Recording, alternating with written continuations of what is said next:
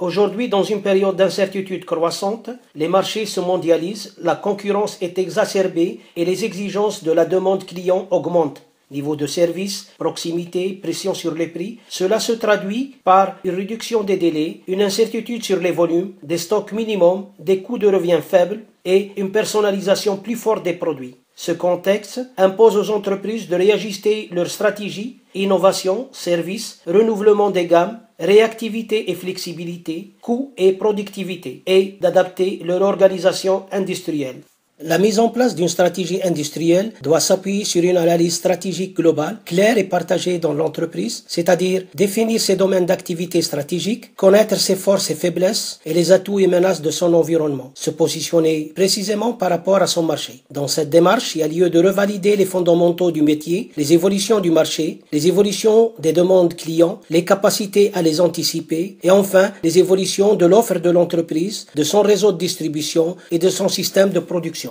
La formulation passe par le diagnostic de l'état des lieux de l'outil industriel, flux, implantation, organisation, performance industrielle, le schéma cible, implantation, dimensionnement des outils, spécialisation des process, affectation des gammes de produits et enfin par l'identification des écarts entre l'existant et la cible.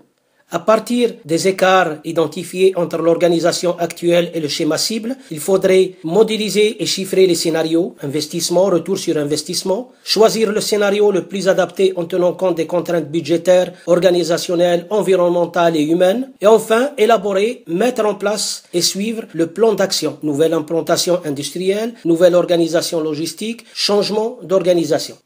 Mes expériences de schéma directeur industriel montrent la nécessité d'avoir une approche de la stratégie la plus transversale et la plus partagée au niveau de l'équipe dirigeante en intégrant les évolutions à moyen et long terme, de capacité, approvisionnement, production, expédition, de flexibilité, de flux, d'adaptation aux contraintes organisationnelles, environnementales et sociales. À partir de la vision apportée, l'enjeu est de définir des actions et de mettre en œuvre pour sécuriser les choix, les investissements et assurer le développement recherché de l'entreprise en mobilisant les équipes.